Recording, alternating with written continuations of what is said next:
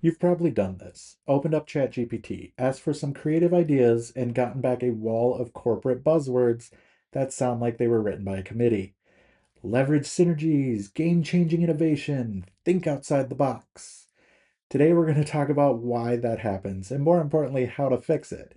This is about getting AI to generate ideas that are actually useful instead of the same tired suggestions you've seen 1,000 times before. Here's what happens to most people when they try to use AI for brainstorming. You ask for marketing ideas, campaign concepts, product names, whatever you need help with. And what comes back feels like it was copied from a generic business textbook from 1995. These phases show up everywhere because they technically mean something, but they also mean nothing. They're the ultimate safe answer. And that's exactly why AI loves them. Think back to video one. AI is pattern completion. It predicts what words come next based on patterns it learned from millions of examples.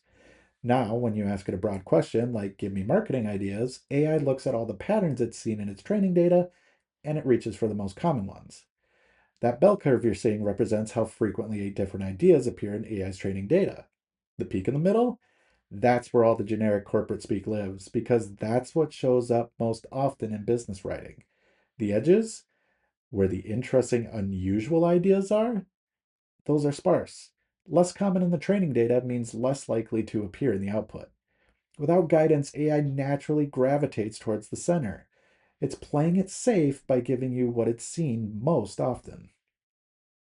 Let's put some numbers on this. For every article that says something genuinely original about marketing strategy, there are thousands of articles repeating leverage synergies and create innovative solutions. That massive imbalance in the training data creates a statistical bias. AI is most confident when it generates patterns it's seen frequently. The confidence has nothing to do with quality.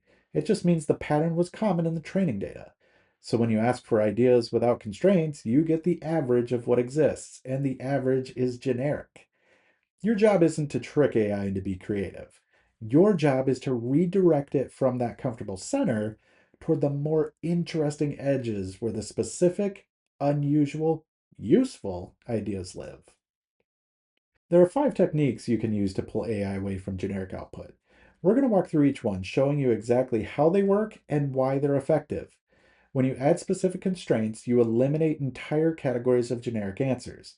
When you push against obvious patterns, you force AI to search beyond its first choices. When you provide reference points, you anchor expectations. When you add friction, you make AI work harder. When you combine unlikely pairs, you force novel connections. Let's break down how each of these actually works. Here's a side-by-side comparison. On the left, the bad version. Give me marketing ideas. That's so broad that AI can reach for absolutely any marketing pattern it's ever seen, which means it defaults to the most common ones. On the right, the good version. Give me guerrilla marketing ideas under $500 targeting college students. Notice what this does. It narrows the scope 3 different ways: approach, budget, and audience. Each constraint eliminates generic patterns that don't fit the criteria.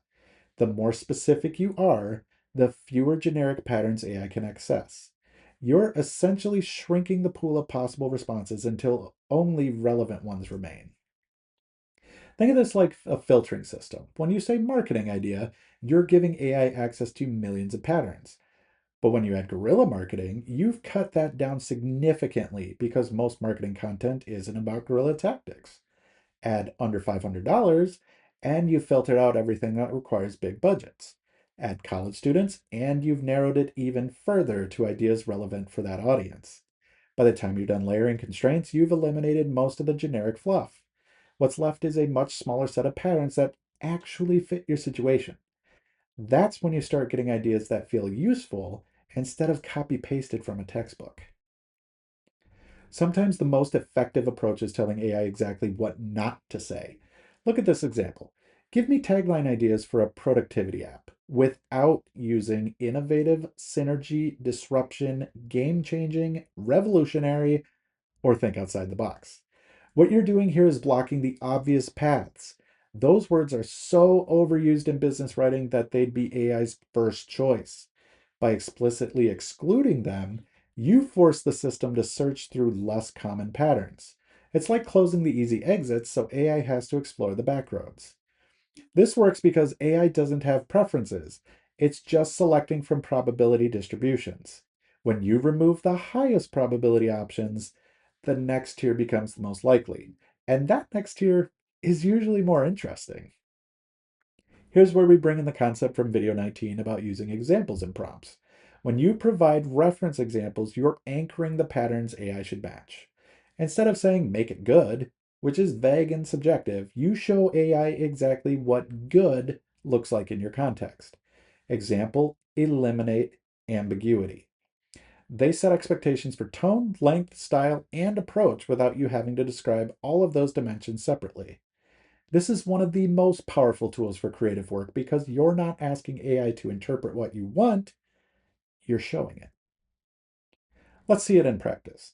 Give me taglines like got milk or just do it. Memorable, short, not explanatory. 2 words maximum. Make it stick in your head, not describe what the product does. This prompt does multiple things at once. The references establish the style, short, punchy, memorable. The explicit instructions about length adds a constraint. And the part about not being explanatory pushes against a common default where taglines try to describe features instead of creating impact. Without these reference points, AI might give you discover your potential or transform your tomorrow. Those are technically taglines, but they're nothing like the style you actually wanted. The references make your expectations concrete. The fourth technique is adding friction. This technique is about making AI work in multiple passes instead of just one. Step 1, generate volume. Ask for 20 ideas instead of 3. Step 2, apply selection criteria. Now pick the 3 most unusual ideas from that list. Step 3, demand justification. Explain why each of those 3 breaks conventional thinking. Each step forces AI deeper into the pattern space. The first pass gives you a mix of obvious and interesting. The selection step requires analyzing the entire set to identify outliers. And the explanation step demands deeper pattern analysis because AI has to articulate why something is unconventional. Think of this as excavating for better ideas. The surface level is crowded with generic patterns that AI reaches easily. But as you add layers of friction, generate more, select carefully, explain reasoning, you're digging through those surface layers towards less common territory. The explanation requirement is especially powerful because it forces a meta-analysis. AI has to compare the selected ideas against standard patterns to articulate what makes them different. That comparison process naturally surfaces more interesting thinking. It's slower than just asking once and getting what you get, but the quality difference is substantial. Here's a different approach. Force unusual connections by mashing together concepts that don't normally go together. Design a business that combines luxury hotel service with food truck mobility. This works because AI has seen plenty of patterns for luxury hotels and plenty of patterns for food trucks, but very few that combine both. By forcing the connection, you push AI into territory where it has to synthesize rather than just retrieve. The fusion creates creative friction. AI can't just pull a standard answer because the combination itself is non standard. It has to actually combine patterns in novel ways. Before you ask AI for creative ideas, run through these 4 questions. What constraints define the space? Budget, audience, format, timeline, be as specific as possible. What should explicitly avoid? List the buzzwords and generic patterns you don't want. What reference points guide style? Provide examples of the tone and approach you're targeting. What friction makes AI work harder? Add steps like generating many, select unusual, explain reasoning. These 4 questions turn vague brainstorming requests into structured prompts that consistently produce better results. You're not hoping AI reads your mind. You're giving it clear direction about where to search in the pattern space. Let's see all of it in action. The vague version. Give me ideas for a company event. The result? Generic suggestions like team building activities, offsite retreat, holiday party. Nothing you couldn't have thought of yourself in 30 seconds. The constrained version? Team building idea for 30 remote workers, 2,000 budget, must work over video call, Avoid anything requiring physical presence or trust falls. Now you're getting specific, actionable ideas tailored to remote teams with realistic constraints. Notice what the constraints did. They eliminated entire categories of irrelevant suggestions and forced AI into the exact pattern space you actually need. The second version gives you ideas you can implement tomorrow. The first version gives you placeholder text. Let's talk about what AI is actually good for in creative work. It excels at generating volume fast. 20 ideas in seconds beats staring at a blank page. It's great for exploring adjacent possibilities and variations on a theme. And it's excellent for overcoming that initial creative block when you just need something to react to. But AI is not good at truly breakthrough ideas. It can't innovate beyond its training data. It lacks deep insight about your specific situation because it doesn't have your context and expertise. And it's definitely not good at producing final creative work. Everything needs human refinement and judgment. Think of AI as a creative amplifier, not a replacement. It's best at generating raw material that you then shape, refine, and elevate. Here's how human and AI capabilities overlap in creative work.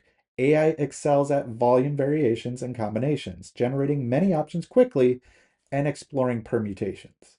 The collaboration zone is where things get interesting. Refinement through iteration. AI generates, you select and improve, you go back and forth. Then there's the human essential zone, breakthrough thinking, contextual understanding, and strategic judgment. Understanding what your audience actually needs, what makes sense for your brand, what's feasible in your situation. That's all human. The best results come from playing to each side's strength. Use AI for rapid exploration and initial generation. Use your judgment for strategic direction and final decisions. Here's what to take away from this. AI gives you the average of its training data. Without guidance, it defaults to the most common patterns it's seen, which means generic corporate speak and tired suggestions. Your job is to pull it away from that average. Use constraints to narrow the territory. Add friction to force deeper exploration. Provide references to anchor style and approach. Explicitly exclude generic patterns. None of these are tricks or hacks. They're about understanding how pattern completion actually works and using that knowledge strategically. When you understand the mechanism, you can control the output. Before you ask AI for ideas, run through this checklist. Define specific constraints: budget, audience, format, channel, timeline. The more specific, the better. Exclude generic approaches. List like buzzwords and patterns you want AI to avoid. Provide style references. Show examples of what you're targeting.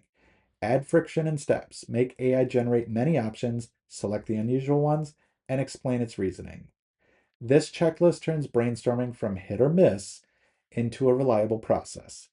You're not hoping for good output, you're engineering it. These techniques are just the beginning. There's a whole world of practical AI strategies that actually work with real results. If you want more practical techniques like this, subscribe to the channel. We're building this series step by step, video by video, to give you a complete understanding of how to work with AI effectively. And if you need help applying these concepts to your specific business challenges, let's talk about what's actually possible. Visit eauclaireai.com. Thanks for watching, and we'll see you in the next one.